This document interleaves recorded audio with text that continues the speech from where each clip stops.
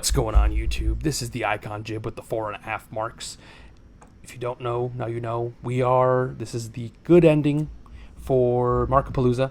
If you played Mark 5 Nights at Freddy's or know anything about that, there's always a good ending, a bad ending. This is always good. Good! Anyways, we are bringing to you the Brawl Before Fall that happened over the weekend on Saturday at the time of this recording. Like I said, we are not in the studio. We are not on site. It's us, me, the brick wall, the amazing treble cheeks, Rakishi, he's right there, and the lovely you people watching at home, watching on the bus, watching driving, or just listening to you, just playing in the background while you're doing your chores around the house. I know I have podcasts playing around in the background. We bring to you, like I said, Proving Grounds. It was an amazing show. People were electric. People were jumping out of their seats, shouting, screaming, crying. You name it, they were doing it. Start off with the first match. But before you do, make sure you like, comment, share, subscribe for more amazing Mark content, Mark goodness. God knows I love it. Like I said, first match, Proving Grounds. We have Johnny Corso taking on Mr. Carter's Black, Jeremy Carter. And man, these guys were hungry. These guys were one of some of the new, freshly graduated wrestlers from Bulletproof Academy. And they definitely showed it off, man. They showed it off. It was an explosive match from both of these guys. Johnny Corso dropping an amazing spear. I'm not going to lie, that spear was beautiful. Beautiful. Give me more of those, Johnny Corso, and I would love it. I would love it. But Carter went ahead and exposed the knee. He was wearing tights, but he exposed the knee. You know, when you expose the knee, you don't have... Not only is he putting himself in a bad position by, being able to, Johnny Corso, to target that knee, but also he's able to do more damage. As you can see, the knee pad gives a little bit of protection, and with you exposing it, it's only knee to whatever, face, wherever, gut, whatever you name it. And man, he was ready. He knows how to use that knee, man. Dropped the knee straight to the face of Johnny Corso and dropped him like a sack of potatoes. 1, 2, 3. That was it, man. It was Carter's Block tonight, and that actually led us into the main card of Magnum Pro Wrestling's Brawl Before Fall. We had the Magnum title, Jay Fowler taking on Uriah Upton, and man, let me tell you, Jay Fowler was overpowering Uriah from the get-go. Jay Fowler got his hands on Uriah. He knew he was going to be able to drop him, do whatever he wanted to do to secure that W over Uriah Upton. Now, Uriah's a speedy motherfucker. Speedy dude. And he was able to outspeed him, outmaneuver him sometimes here, but Jay Fowler kept bringing him down to ground, down to earth. But he had to keep dropping these cheap tactics, man. He did eye rakes, you name it, he was doing it. And then that always gave him the upper hand here over Uriah. And that kind of led him to picking up the win over Uriah. I do shout-outs to Uriah for that Rolling Thunder splash, though. That thing was beautiful. I loved it. Shout-outs to Jay Fowler for that jackhammer finish. I've never seen him do it, but man, it looked amazing. I've seen it in a couple videos here or there, but I'm glad to see it in person, so I appreciate it. 1, 2, 3. The Crucible come out to congratulate Fowler, and I just have to say, damn, Daniel, with Brixton and the white vans, looking clean. Those are fresh out the box. Curious. Anyways, moving on to the next match, we had Drake Calloway taking on Forkfather, Mr. All Day taking on Mr. Forkfather, Kit Sackett. And this was a technical clinic from Kit, honestly. I mean, it's nothing out of the ordinary. He was giving it the business. Like he thought he'd be in there and outsmart Drake, but Drake he adapted pretty well. I'm not gonna lie. We haven't really seen much of Drake. He's kind of one of the newer, another graduate from the Bulletproof Academy, and he was keeping up with him. And I was very shocked to see that. I was very surprised to see that. I'm not gonna lie. But then it all came to a halt when Kit dropped that nasty chop on Drake and kind of stopped him where he was, stopped him in his tracks. And man, Drake just kept trying to come back, and Kit kept trying to cut him off, and there was a dive. There was a cool line salt by Kit to Drake, but no one was home, but I was like, man, these guys are dropping all these new moves just to try to pick up the W. This is how important it meant to these guys, that they were trying to go to the well, trying to scrape the bottom of the barrel, see what else they've been working on that they could throw out there and see what happens. And it all ended with a no finisher by Kit with a Widow's Peak. Oh my goodness. Dropped him 1, 2, 3. That was it. Drake all day. See you tomorrow, buddy. We had the next match. We had Omar Pacheco with his open challenge. And who comes out? None other than handsome Scott Hansen. He had a great fur coat. And Omar put the coat on, and we all chanted he was handsome because he indeed was a handsome boy. So hats off to you, and thank you, Scott Hansen, for bringing the coat. And let's get into this, dude. Scott Hansen was doing some crazy stuff here, man. He did the springboard elbow to Omar, which I thought was amazing. I loved it. Dropped him. Got a 2 count. But it's okay. It's okay. It was good. And then he dropped that Uranagi on him. Just swept him from his feet. I can appreciate a good Uranagi. If you can sweep your opponent off your feet like that and drop him like that, you know how to do a good Uranagi. I appreciate you. But Omar did pick up the win. 1, 2, 3 over Scott Hansen. And he came over to us and was like, Did I do good? Did I do good, guys? You did good. You did good. Keep giving us more like that, Omar. You keep doing very good. You'll go far, my friend. You'll go very far. We have next match. We have Alvin Falcone, Mr. Small Chain himself, taking on the Mechanics Glove, Alan Shepard. I'm whipping that! With obviously Joe DeSanti at his corner. Obviously, clearly. We had a big-time spine buster by Alan Shepard in early goings, which I was very happy to see. You know, I could probably see that on loop over and over again. He could do spine busters, just have a compilation of Alan Shepard dropping spine busters, and I'll be a very happy boy. I'll go home happy. I will see it every morning. It'll be my motivation for the day. An Alan Shepard spine buster does keep the doctor away and the mental illness away. So, now you know, boys and girls. Now you know.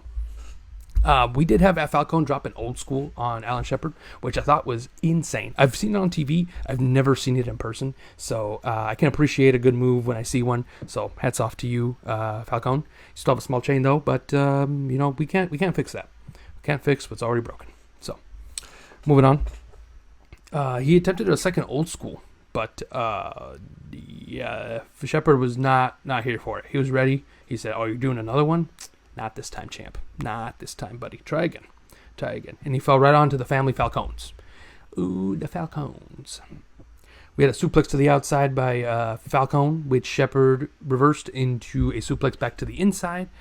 And, of course, like standard Falcone fashion, gave a low blow to Shepard while the ref was not looking. 1, 2, 3. My goodness.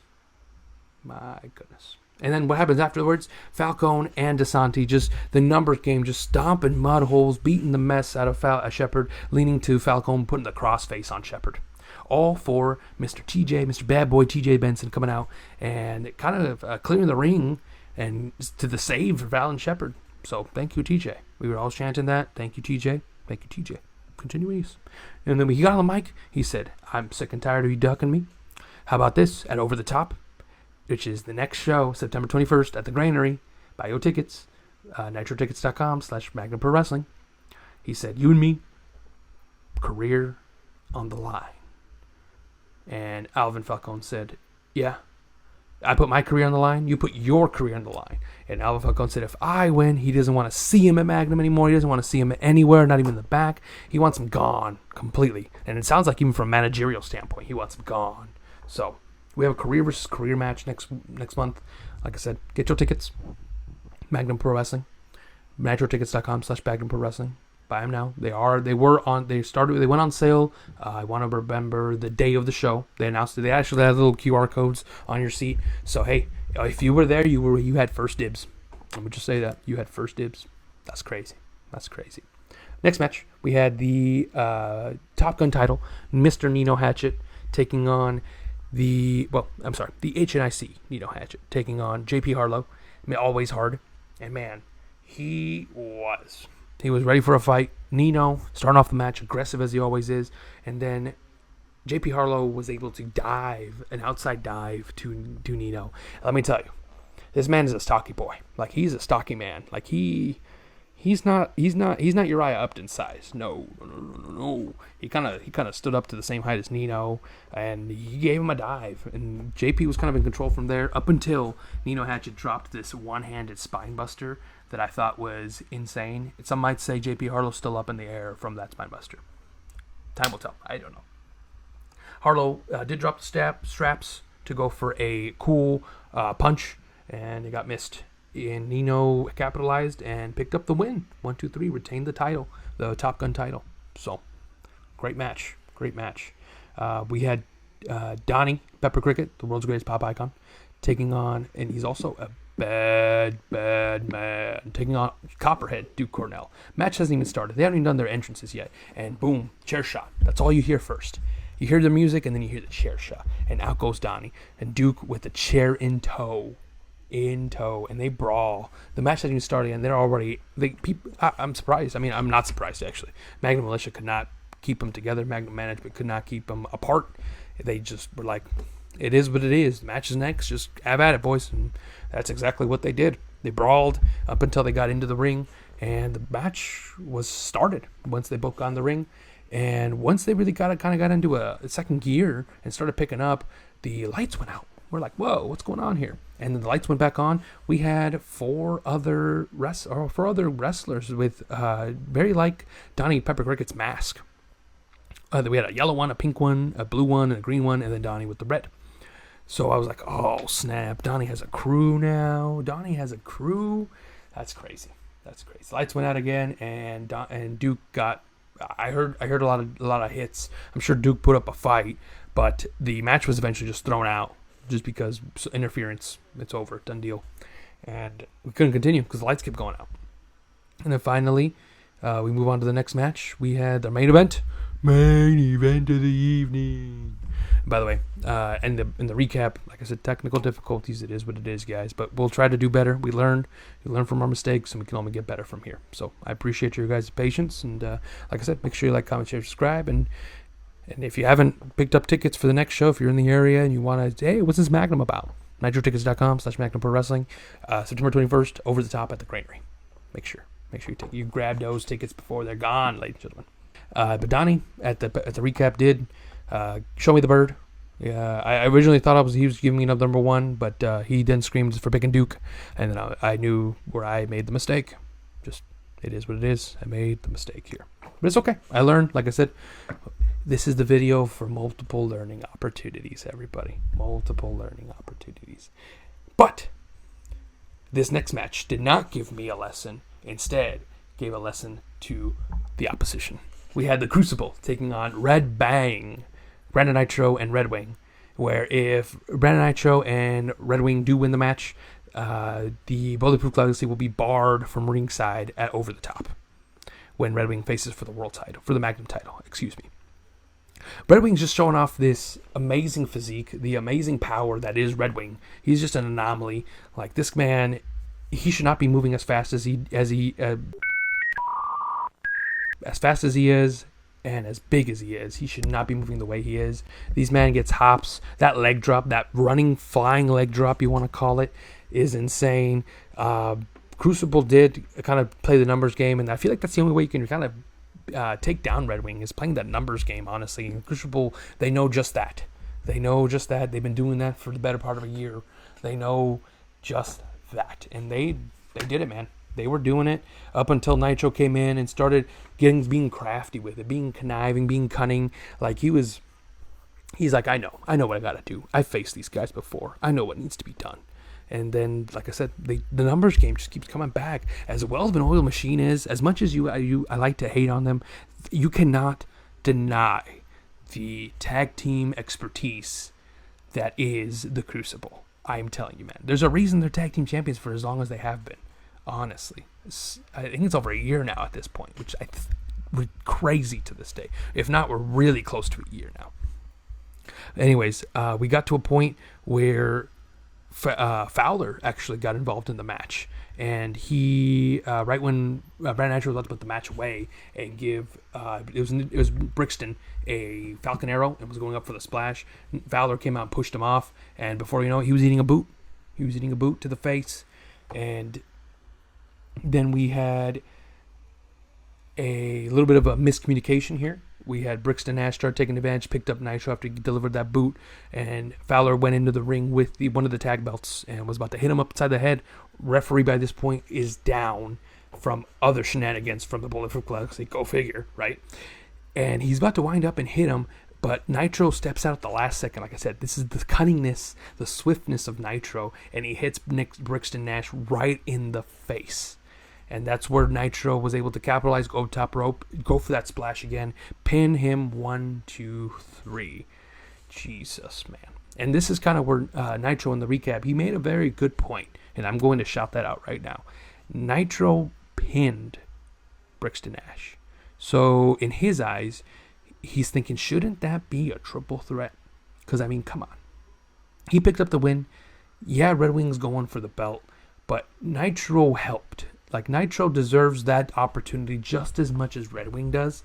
So if they can do some sort of triple threat or Magnum management, something we can figure out here, I'd love to see what happens here regardless. But if we can make everybody happy, like both these guys fought hard for Bulletproof Legacy to be barred from this match. And if we can have a standard triple threat where they are barred, it'd be amazing. It would be amazing. But let's talk about what happened on Saturday and not what will happen on the 21st at the Granary. By the way, if you haven't bought your tickets now. NitroTickets.com/Magnum Pro Wrestling. September 21st at the Granary. Over the top. Yes, sir. Yes, sir. But after the match ended, we had Nino and Fowler jump on in and start beating up Brandon Nitro and Lumbermack. But who comes out? I'm sorry, Brandon Nitro and Red Wing. I gave it away. I apologize. Brandon Nitro and Red Wing were getting the snot beat out of them.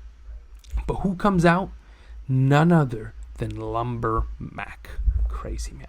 And the place unglued. Lumbermack is a ball of fire. Like, he was ready. He saw blood. He was ready to fight anybody. Anybody that's in the Bulletproof Legacy, he was out for.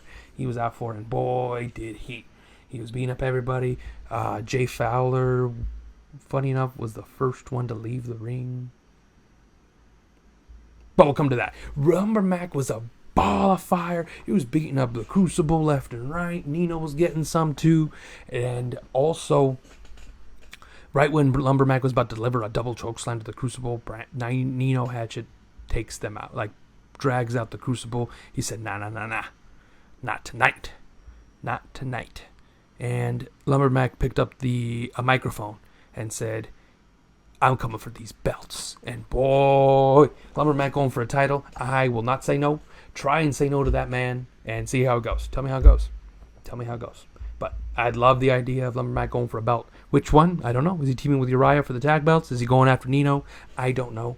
That is yet to be seen, yet to be announced. Like I said, the only way you'll be able to see a match like this again is if you go to NitroTickets.com/Magnum Wrestling and buy your tickets. What you doing September 21st? Nothing. You're coming to go watch Over the Top. That's what you're doing. Now, that's the end of the show, guys. Like I said, it was amazing, electric. If you're not going and you're in this area, even if you're not even in this area, I'm sure you could find a way to watch it online, stream it. You need to. You're doing yourself a disservice by not watching your local wrestling. And that's what we're here for. We're here to watch amazing wrestling, and that's what we're getting.